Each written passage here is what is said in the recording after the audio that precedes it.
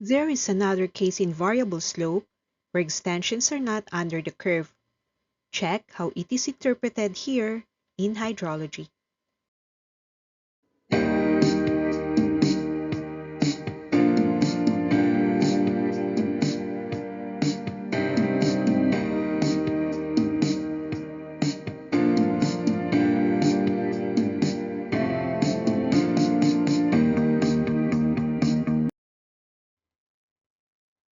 How does variable slope method cut the base flow?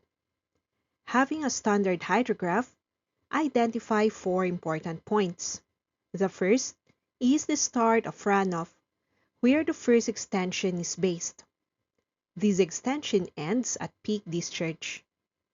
Now another extension happens from the end of runoff, and this extension ends until the point of inflection. After creating two more points of intersection, they are joined together with a third slope.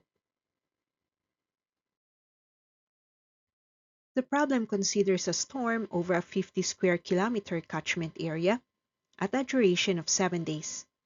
We are tasked to identify the base flow and direct runoff until the end of runoff using variable slope method. Assume the inflection point is located at t equal to 5 days.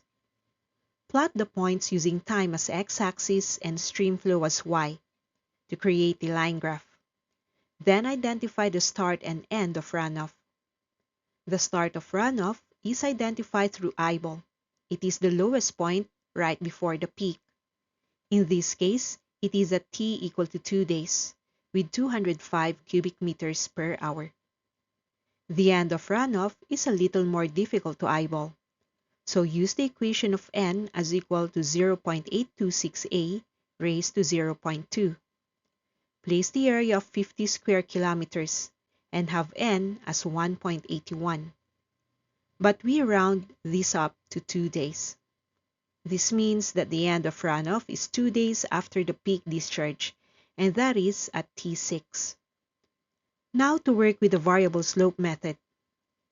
The first slope using the start of runoff is from T1 to T2, extended until the line for peak discharge. The next slope comes from T6 to T7, extended until the line of the inflection point, which is assumed to be at T5. Connect the two endpoints. We are to take the coordinates of the base flow from these line segments, and this is done by creating triangles. Move on with the base flow. Starting with the left triangle, the span is from T1 to T4. But streamflow values are only from T1 with 249 and at T2 with 205.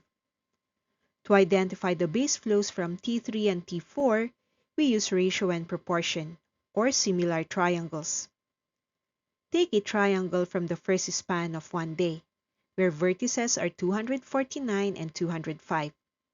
The height is then 249 less 205, which is 44. This can be used to identify the other base flows. By placing another similar triangle touching T3, we have the base flow as 205 less 44 and have 161. The base flow at T4 is also determined similarly by taking out 44 from 161 and get 117 cubic meters per day. We have identified base flows from the second day to the fourth. Then identify the base flow at T1. Take the start of runoff with the value of 205. Compare this to the stream flow of 249. We adopt 205 as it is the maximum volume taken underground. For the other triangle, it covers days 5 to 7, where base flow values of 206 at T7 and 285 at T6 are provided. Using the triangle with these vertices, note that the span is 1 day, and the height y can be computed as the difference of 285 and 260, which gives 25. Use the same triangle in the analysis of the base flow at T5. as they have similar slope and similar span. So the base flow at day 5 is 285 plus the height of 25, giving 310. Before placing 310 to the table, check the big picture, where we assume to have the endpoint under the curve. But then, our illustration turned out erroneous after the computation. The stream flow at day 5 reached 301, but the extended slope exceeded to 310. The base flow cannot be more than the stream flow, so the maximum base flow for day 5 is the full stream of 301, and this connects the endpoints of the method. Then, the base flow on day 6 is also the full 285. Next is to solve for the direct runoff values. They are the difference of the stream flow and the base flow. For DR1, we have 249 minus 205, which is 44. The second is 0, as it is the start of runoff.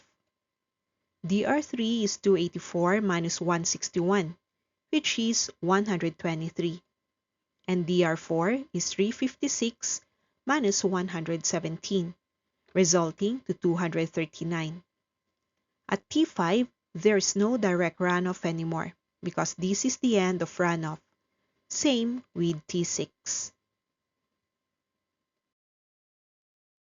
Having completed the table, compute for the total base flow volume by taking the areas on the graph. For the span of T1 and T2, the base flow area is a rectangle with the area of 1 day times 205 cubic meters per hour, which results to 205 cubic meters day per hour. Area 2 is a trapezoid with a span of 2 days, so the area is 2 halves times 205 plus 117, which is 322. The third area is also a trapezoid, computed as 1 day over 2 times 117 plus 301, resulting to 209.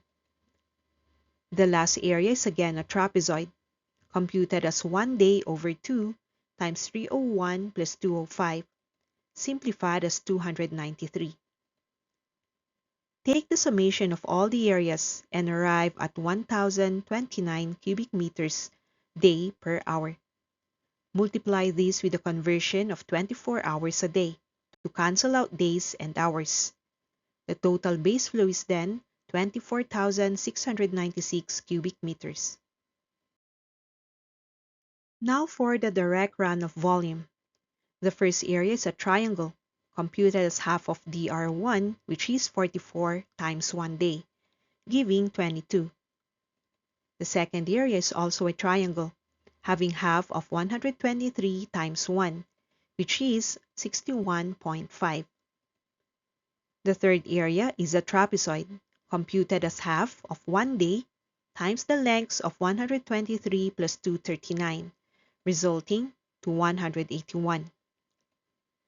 The last area is again a triangle, so use half of 239 times 1, which gives 119.5. Add all these areas to come up with 384 cubic meters day per hour. Multiply the conversion factor and cancel time, and have the total DR of 9,216 cubic meters.